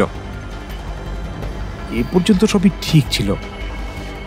অঘটনটা ঘটালো পারু, মানে মিসেস সমাদ্দারের একমাত্র মেয়ে পারমিতা। আমার কথা শেষ না হতেই দরজায় কড়া নাড়ার আওয়াজ পেলাম। দরজা খুলতেই দামিনী প্রবেশ করল। সে রীতিমতো হাঁফিয়ে উঠেছে। স্যার, পারমিতা মামার বাড়িতে নেই, ফোনটাও সুইচ অফ আসছে। ওকে দামিনী, পারমিতার ফোন ট্র্যাক করতে বলো, আর লাস্ট লোকেশনটাও আমার দরকার। হ্যাঁ স্যার। অনুসুয়া দেবী খানিক চিন্তিত হয়েই বললেন, আমার মেয়ে কোথায় আছে? সমরেশ বাবু, কি হচ্ছে আমি কিছুই বুঝতে পারছি না। চিন্তা করবেন না, ধৈর্য ধরে বসুন, আপনার মেয়েকে আপনার কাছে পৌঁছে দেব, আমি কথা দিচ্ছি। আচ্ছা অনিমেষবাবু, এবারে বলুন তো, ঘটনার দিন অসিতবাবু দুপুরে আহার করতে ঘরে এসেছিলেন, তখন কি আপনি ক্লিনিকেই ছিলেন? হ্যাঁ। কিন্তু রোগী ক্লিনিকে এসে আপনার দেখা না পেয়েই চলে যাচ্ছে। ওদিকে গিরিধারীবাবু বলছে আপনি ছিলেন না। তাহলে অনিমেষবাবু, কোনটা সত্যি, আপনি নাকি গিরিধারী? আচ্ছা জ্বালা তো, আমি মিথ্যে কেন বলবো? সে আমি কি করে জানবো, কিন্তু গিরিধারী তো বলছে আপনি নাকি উপরে এসেছিলেন। হ্যাঁ, কোনো পেশেন্টই ছিল না, তাই আর কি। তার মানে আপনি সেই সময় ওপরে এসেছিলেন, এটা সত্যি। কিন্তু পেশেন্ট তো ছিল, তাও আপনি হন্তদন্ত হয়ে উপরে এসেছিলেন কেন? অনিমেষবাবু নির্বাক রইল, তার কপালে বিন্দু বিন্দু ঘামের উদ্রেক হল। আমি আবার বললাম, আমি বলি, তখন আপনার কাছে একটা ফোন আসে, হয়তো কোনো সংবাদ পেয়ে আপনি উপরে উঠে আসেন। পেশেন্টের বয়ান অনুযায়ী আপনি ওনার সাথে একটা কথাও বলেননি। আপনি প্লিজ অস্বীকার করবেন না, তাহলে আবার সেই পেশেন্টকে ডাকতে হবে। অনিমেষবাবু মাথা নত করে নিচের দিকে এক দৃষ্টিতে চেয়ে রইলেন। অনুসুয়া দেবী হঠাৎ বলে উঠলেন, আমার স্বামীর মৃত্যুর জন্য কি অনিমেষ দায়ী? ভুল তোর হয়েছে অনুসুয়া দেবী। কি ভুল? আপনার মেয়েকে নিঃস্বার্থভাবে ভালোবাসাটাই ওর জীবনে বজ্রাঘাতের মতো নেমে এসেছে। কথাটা যেন তীরের বেগে অনুসুয়া দেবীর বুকে গিয়ে বিঁধল। খবরটা অপ্রত্যাশিত হলেও তার মুখে অনিমেষের প্রতি মৃদু সহানুভূতির উদ্রেক হলো। সে অবাক হয়েই বলল, অনিমেষ, এসব কি শুনছি, এটা কি সত্যি? অনিমেষবাবু এখনও নির্বাক, খালি তার ভীত সন্ত্রস্ত অথচ লজ্জিত চাহনিটা আমার মুখের দিকে তাকিয়ে কিছু একটা খুঁজল। আমি দামিনীকে বললাম, আচ্ছা দামিনী, সেদিনের অনিমেষবাবুর ফোন কল রেকর্ডস ডিটেলসটা একবার বের করো তো। হ্যাঁ স্যার। আচ্ছা, 2:30 নাগাদ যখন অনিমেষবাবু পেশেন্ট ফেলে রেখে ওপরে হন হন করে ছুটে গেছিলেন, তখন কার ফোন পেয়েছিলেন? ফোন নাম্বারটা 9752175398। এ তো আমার মেয়ের নম্বর। ধন্যবাদ অনুসুয়া দেবী, ঠিক এইটুকুই আপনার কাজ ছিল। কিন্তু আমার স্বামীর মৃত্যুর জন্য কি অনিমেষ দায়ী? অনুসুয়া দেবী, এখনো অনেক খেলাই বাকি আছে। এটুকু বলতেই এক অপ্রত্যাশিত ঘটনা ঘটে গেল আমাদের সবার অলক্ষ্যে। বাইরের দরজার পাশেই দাঁড়িয়েছিল অনিমেষবাবু। হঠাৎ করে পকেট থেকে একটা টেস্ট টিউব বের করে টেবিলের কোনায় একটা হালকা আঘাত করল। তাতেই টেস্ট টিউবের ওপরের অংশ ফেটে গিয়ে সাদা ধোঁয়া বেরোতে থাকল। নিমেষেই ঘরের মধ্যে কুয়াশার মতো সাদা ধোঁয়ায় ছেয়ে গেল। ততক্ষণ সুযোগ হাতের নাগাল থেকে বেরিয়ে গেছে এবং সেই সুযোগকে কাজে লাগিয়েই কয়েক মুহূর্তের মধ্যে ধোঁয়ায় নিজেকে আত্মগোপন করল অনিমেষ। দরজা দিয়ে বেরিয়েই রুদ্ধশ্বাসে ছুটলাম মোহনা অ্যাপার্টমেন্টের এক্সিট গেটের দিকে। ধোঁয়ার তীব্র জ্বালায় তখন আমার চোখ দিয়ে অবিরাম জল গড়াচ্ছে। একটা মোটর সাইকেলে বসে অনিমেষবাবু আমার দিকে তাকিয়ে চিৎকার করে বললেন, বিদায় সমরেশ বাবু, এই পৃথিবীতে সত্যি ভালোর কোনো দাম নেই, তবে বেঁচে থাকলে পরে দেখা হবে, সেদিন না হয় সব সত্যি কথা বলবো, কিন্তু জেনে রাখবেন একটা কথা, আমি নির্দোষ। অনিমেষবাবু দাঁড়ান, পালিয়ে বাঁচবেন না। কিন্তু অনিমেষবাবু আমার কোনো কথারই কোনো জবাব দিল না। নিমেষেই বাইক স্টার্ট দিয়ে সোজা রাস্তা ধরে এগোতে লাগলো। আমি বেশ কিছুক্ষণ দৌড়েও তার কোনো নাগাল পেলাম না। কিন্তু কথায় আছে, যদি কোনো ভালো কিছুর জন্য নিজেদের সর্বস্ব দেওয়া যায় এবং তা যদি সত্য অন্বেষণ হয়, তাহলে স্বয়ং ভগবান মনে হয় আশীর্বাদ বর্ষণ করতে দ্বিধাবোধ করেন না। ঠিক সেই সময়ে অপ্রত্যাশিতভাবে ভগবানের এক দূতের আগমনে প্রথমে কিছুটা হকচকিয়ে গেছিলাম। আমার পেছনেই হালদার একটা মোটর সাইকেল সাথে করে কখন যে পেছনে এসে দাঁড়িয়েছে আমার জানা নেই। কথা না বাড়িয়ে হালদারের বাইকে চেপে বসলাম।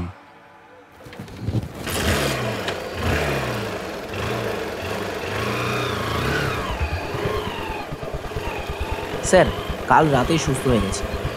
খামোখা ডাক্তার চেক আপের জন্য বিছানায় শুয়ে রেখেছে। আজ রীতিমতো মারামারি করে বেরিয়েছি। Very good Haldar. কিন্তু কিন্তু তুমি জানলে কি করে আমি এখানে? আপনারা আমার জুটি স্যার, নারীর টান স্যার।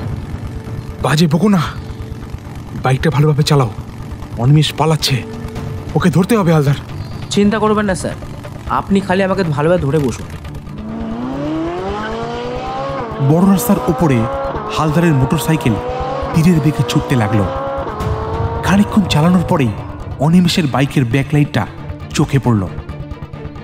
হালদার বাইক সর্বোচ্চ গতিতে ছুটিয়ে দিল। হালদারের এই গুণের কথা এর আগে আমার জানা ছিল না। আরো বেশ কিছুক্ষণ বাইক এভাবেই চলল। তারপর বড় রাস্তার পরে আলতো বাঁক নিতেই হালদারের মোটর সাইকেলের সাথে অনিমেষের মোটর সাইকেলের দূরত্ব ক্রমে কমতে লাগলো। আমি হালদারকে বললাম, হালদার, আমরা অনিমেষবাবুকে ধরবো না, আমরা খালি দেখবো ও কোথায় যায়। কেন স্যার, আমরা তো প্রায় ধরেই নিয়েছি।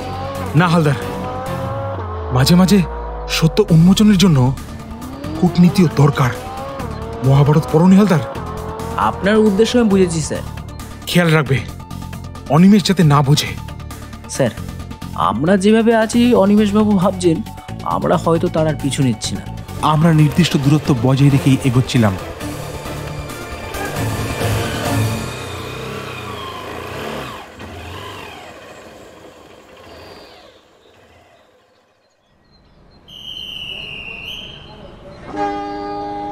চন্দ্রপুর স্টেশনের পাশেই অনিমেষবাবু মোটর সাইকেল রেখে চারিদিকে দুবার তাকালেন। আমরা অনতি দূরে একটা চায়ের দোকানে নিজেদের আত্মগোপন করলাম। অনিমেষবাবু মোটর সাইকেল থেকে নেমে দুবার কাকে ফোন করে নিলেন। তারপর স্টেশনের দিকে ধীর পায়ে ভিড়ে মিলিয়ে গেলেন। হালদার চলো, এবার একে পালাতে দিলে চলবে না।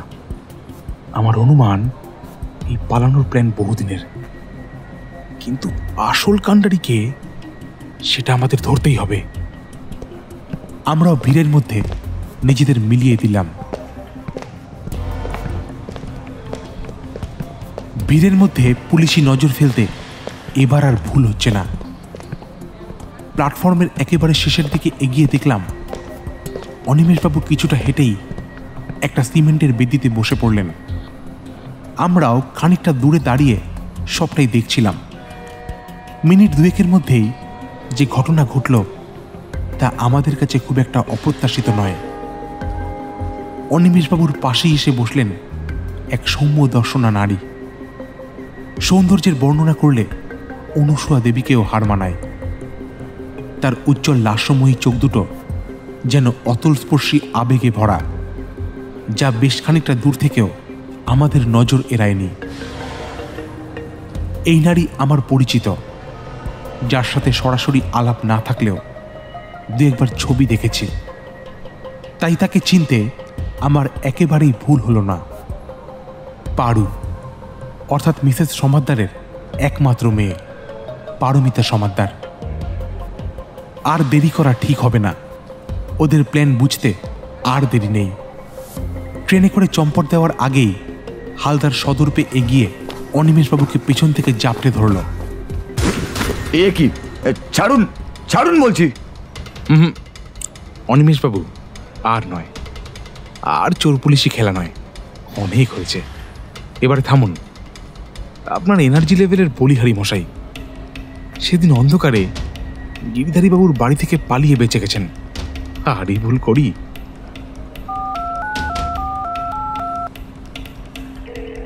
ফোনটা বের করেই দামিনীকে ফোন করে বললাম, দামিনী, অনুসূয়া দেবীকে নিয়ে চন্দ্রপুর থানায় এসো, বাকি কথা ওখানেই হবে। Okay sir.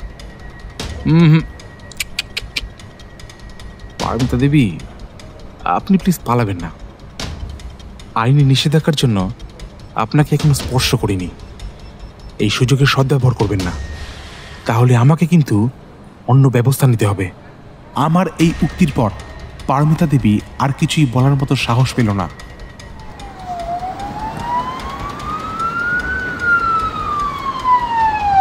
দুজনকে নিয়েই আমরা থানায় ফিরে এলাম। থানায় ততক্ষণ স্থানীয় লোকজন জড়ো হয়ে গেছে। আমাদের গাড়ি দেখেই সকলের পুরনো স্মৃতিচারণা হলো, তাই আমরা ঢুকতেই থানার সামনের গেটটা ফাঁকা হয়ে গেল। মিডিয়ার উৎসুক ক্যামেরার সামনে বেশ কয়েকটা প্রশ্ন কানের পাশে আসলেও আমরা সেগুলো উপেক্ষা করেই থানায় ঢুকলাম। অসীমবাবুর মৃত্যুর পেছনে তাহলে সবাই নাকি? পুলিশ কি বদলা নিচ্ছে? অনুসূয়া দেবীর কি কোনো এক্সট্রা ম্যারিটাল সম্পর্ক ছিল? পুলিশ ছোটো জগন্নাথ হয়ে ঘুরে বেড়াচ্ছে কেন? কিছুই তো করতে পারছেন না আপনারা। আগের দিন লাঠি চার্জ কেন হলো? আমরা সকল প্রশ্নকেই পাশ কাটিয়ে থানায় প্রবেশ করলাম। ইন্টারোগেশন রুম বেশ গম গম করছে। চন্দ্রপুর থানা যেন মোহনা অ্যাপার্টমেন্টে পরিণত হয়েছে, কারণ ফ্ল্যাটের সকলেই এখানে উপস্থিত। একে একে অনুসূয়া দেবী, তার কন্যা পারমিতা, অনিমেষবাবু, অসিতবাবুর প্রতিবেশী বিনয়বাবু চেয়ারে নিজেদের স্থান গ্রহণ করেছেন। গিরিধারীবাবু তো আগেই ছিলেন। আমি একটা সিগারেট ধরিয়ে প্রশ্ন করলাম,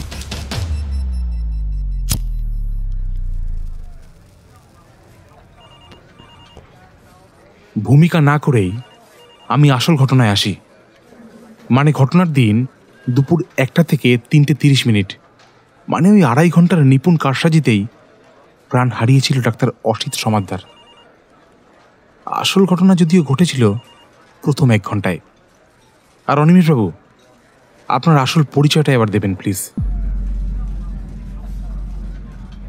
অনিমেষবাবুর লজ্জিত মুখটা নিচু হয়ে রইল। আমি আবার বললাম, অনিমেষবাবু, আপনি এখনো চুপ করে থাকবেন? আচ্ছা, পরিচয়টা তাহলে গিরিধারীবাবুর কাছ থেকেই নিই, কেমন? গিরিধারী কান্নায় ভেঙে পড়লেন। চোখ মুছে বললেন,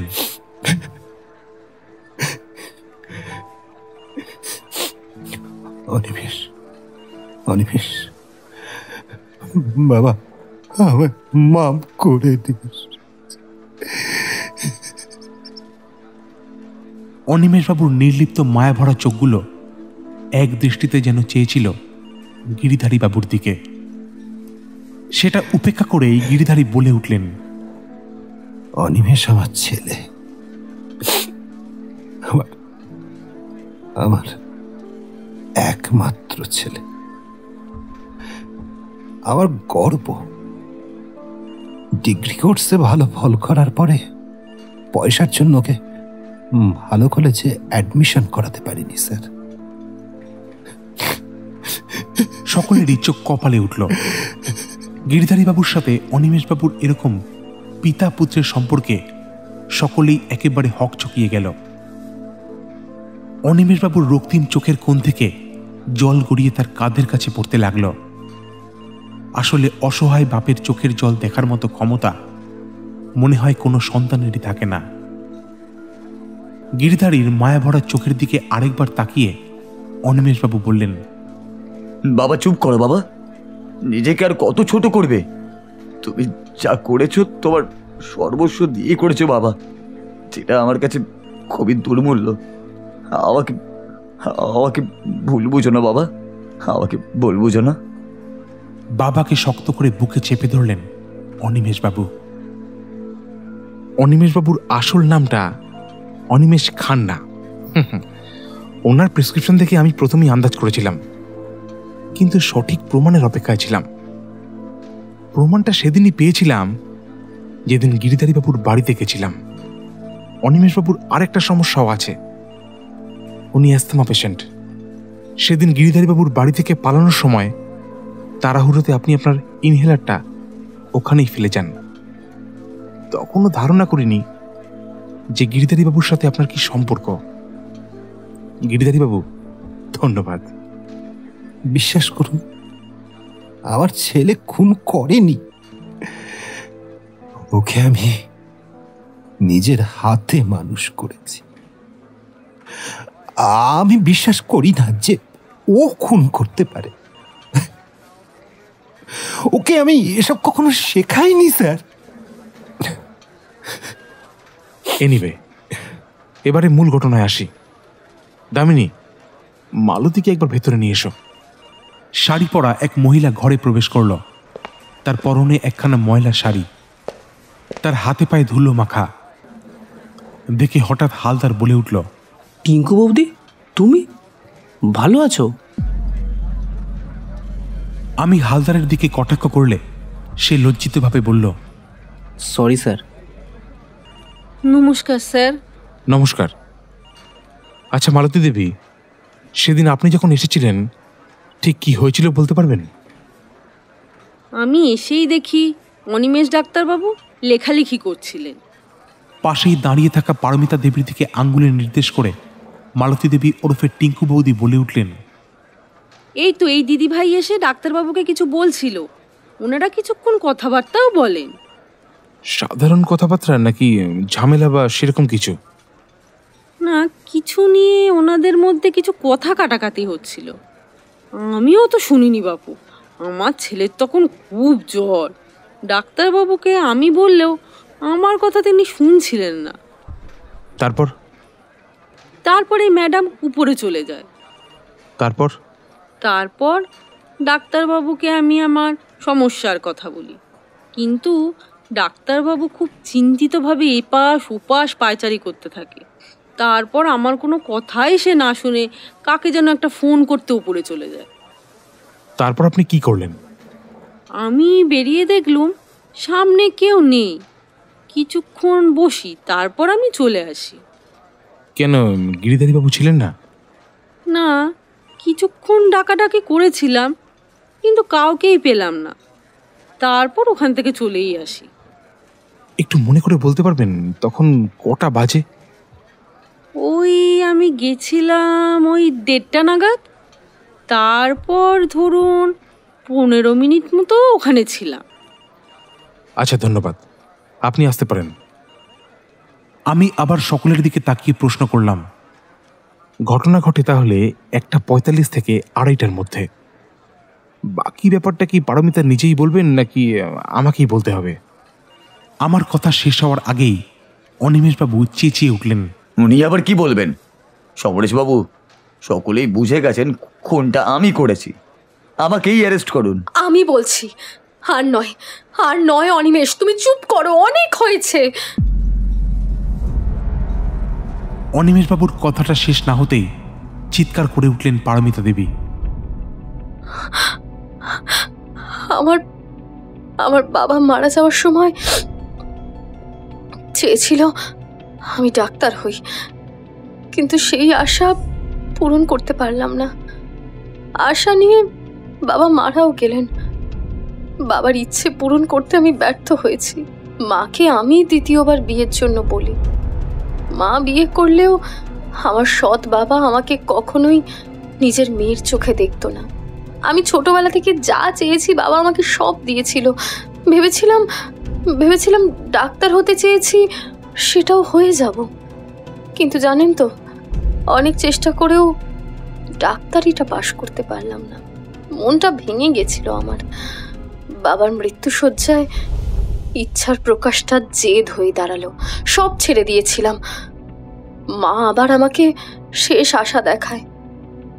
প্রথমে ভেবেছিলাম সবকিছু মিথ্যে, কিন্তু নতুন ডাক্তারি করে পড়ার ইচ্ছেটা আবার হয় যখন অনিমেষ আবার আমার জীবনে আসে।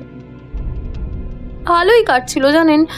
অনিমেষ তখন রিসার্চ করছিল। ওর বাবার কথাতেই ওকে এখানে চাকরির ব্যবস্থা করে দেওয়া হয়, বদলে আমাকে পড়াতো। গিরিধারী বাবু যে ওর বাবা, সেটা শুধু আমিই জানতাম। পারমিতা দেবী খানিকক্ষণের জন্য চুপ করে গেলেন। অনিমেষবাবু সহানুভূতিপূর্বক পারমিতার মাথায় হাতটা রাখলেন। পারমিতা দেবী নিজেকে একটু সামলে নিয়ে আবার বলতে শুরু করলেন, টেট্রোডোটক্সিন, এটা একটা নিউরোটক্সিক পয়জন, যেটা অনিমেষের সৃষ্টি। এর নাম আশা করি আগেও শুনেছেন। আমরা সকলেই অবাক হয়ে উঠলাম। এই নামটা অসিতবাবুর ক্লিনিকে আমরা ডায়েরির পাতায় দেখেছিলাম। এক ঝলক দেখলেও এই নামটা আমরা কেউ ভুলিনি। কিন্তু এর আবিষ্কারক যে স্বয়ং অনিমেষবাবু, তা আমরা কেউ আন্দাজ করতে পারিনি। আমি খানিকটা হতভম্ব হয়েই পারমিতা দেবীকে প্রশ্ন করলাম, কিন্তু মিডিয়ায় তো শুনেছি এর আবিষ্কারক আপনার বাবা, মানে ডক্টর অসিত সমাদ্দার। জানি সমরেশবাবু, এটা ভ্যাকসিন প্রিজার্ভেশনের কাজে ভবিষ্যতে ব্যবহৃত হবে। এটা দুর্মূল্য একটা পয়জন। এটা আবিষ্কার করে অনিমেষ খুব খুশি ছিল, কারণ এটা ওর বহু দিনের পরিশ্রম। কিন্তু এই আবিষ্কারের কথা বাবা জানতে পেরে যায়, আর তারপরেই এটা বাজারে ছাড়ার আগে আবিষ্কারক হিসেবে নিজের নাম প্রকাশ করে, প্রথমে বুঝিয়ে তারপর ভয় দেখিয়ে। এগুলো সবই আমার বাবার চাল। খালি সমস্যাটা হলো আমি বাধা হয়ে দাঁড়িয়েছিলাম, আর অনিমেষের সাফল্যে আমি কাউকে ভাগ বসাতে দিতে চাইনি। হালদার কিছু একটা বলতে চাচ্ছিল, পারমিতা দেবী তাকে থামিয়ে দিল। কিন্তু অনিমেষবাবু? অনিমেষ চুপচাপ ছিল, আমার মুখের দিকে চেয়ে। আমাকে বড্ড ভালোবাসে ও, কিন্তু আমি জানতে পারি নিজের বাবার অহংকার বজায় রাখতে অনিমেষের এত বড় ক্ষতি আমি হতে দিতে পারিনি সমরেশবাবু। এতদিন করেছিলাম, কিন্তু এখন আর এক মুহূর্তের জন্যও না। সেদিন অনিমেষের ঘর থেকে ওই টেট্রোডোটক্সিনটা আমি চুরি করি। অনিমেষ আমাকে প্রথমে আটকায়, তাই আমি চুরির পথে বেছে নিয়েছিলাম। ফাঁকা টাইমে অনিমেষ ক্লিনিকে রিসার্চের কাজ চালাতো। বাবার ক্লিনিকে আমার যাতায়াত ছিল, তাই বিষের শিশি চুরি করা আমার কাছে খুব একটা কষ্টসাধ্য নয়। একটা সরু আলপিনের আগায় টেট্রোডোটক্সিন সামান্য লাগিয়ে বাবার জুতোর নিচে ফুটিয়ে রাখি। আমি জানি বাবা দুপুরের খাওয়া দাওয়ার পর জুতো পরে ক্লিনিকে আসে, আর সেভাবেই জুতো পরে উঠে দাঁড়ালেই পিন পায়ে ফুটবে আর বিষ শরীরে প্রবেশ করবে। পারমিতার বাবার প্রতি আক্রোশ যেন ঠিকরে বেরোচ্ছিল। দুবার সজোরে নিঃশ্বাস নিলেও তার মুখ থেকে একটা বর্ণ আর উচ্চারিত হলো না। ধন্যবাদ পারমিতা দেবী, বাকিটা আমিই বলি। আপনার এই প্রতিশোধে যে একজনের প্রাণহানি হয়েছে পারমিতা দেবী, আর এই হত্যাকাণ্ডকেই শেষ অবধি ঢাকার চেষ্টা করে গেছিলেন অনিমেষবাবু। আর আপনি যে এই কাজটাই করবেন সেটা অনিমেষবাবু আগে থেকেই বুঝে গেছিলেন, আর সেজন্যই আপনার ফোনের পর এক মুহূর্ত অপেক্ষা করেননি অনিমেষবাবু। সিঁড়ি দিয়ে অসিতবাবুর ঘরে ঢুকে দেখেন মেঝেতে অসিতবাবুর নিথর দেহটা পড়ে আছে। শান্ত ধীর স্থির অনিমেষবাবুর আর কিছুই বুঝতে বাকি রইল না। আপনাদের ভালোবাসাকে প্রশ্নচিহ্নর মুখ থেকে ফিরিয়ে আনার শেষ চেষ্টাটাও তিনি করে ফেলেন। একটা নির্ভেজাল খুনকে আত্মহত্যার দরজা দেওয়ার জন্য অসিতবাবুর নিথর দেহটা টেনে হিচড়ে সিলিং ফ্যান থেকে ঝুলিয়ে দেয় অনিমেষবাবু। কিন্তু একটা আত্মহত্যা আর একটা খুনের মধ্যে কিছু আইনি পার্থক্য থেকেই যায়। সেসব অনিমেষবাবুর ডাক্তারি মাথায় ঠিক খেলেনি।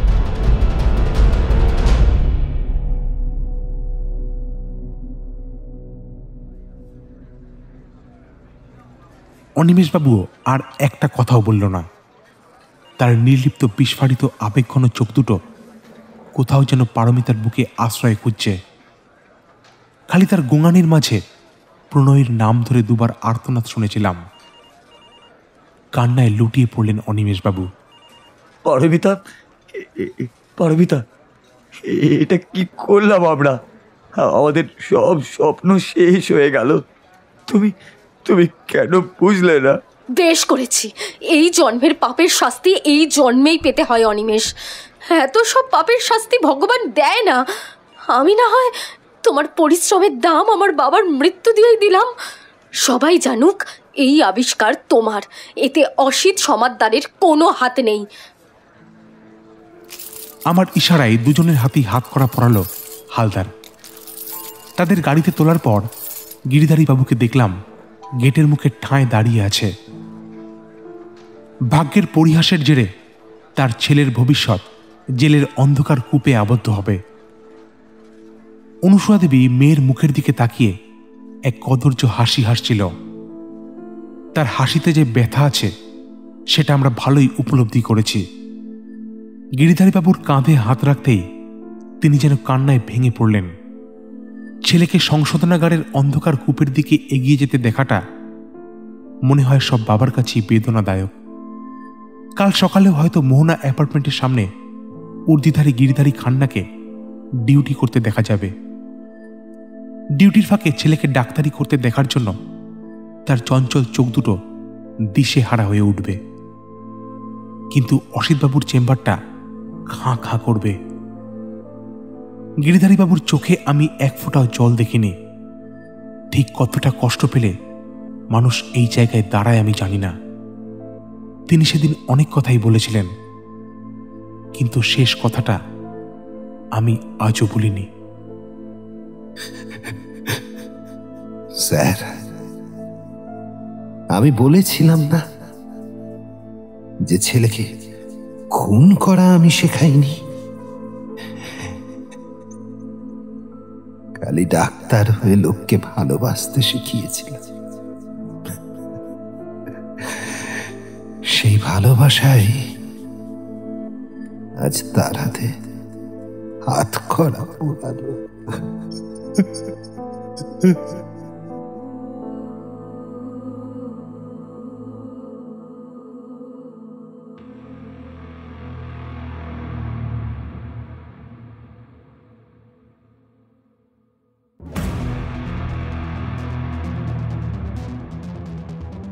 এতক্ষণ আপনারা শুনছিলেন দারোগা সমরেশের কাহিনী চন্দ্রপুরে চাঞ্চল্য।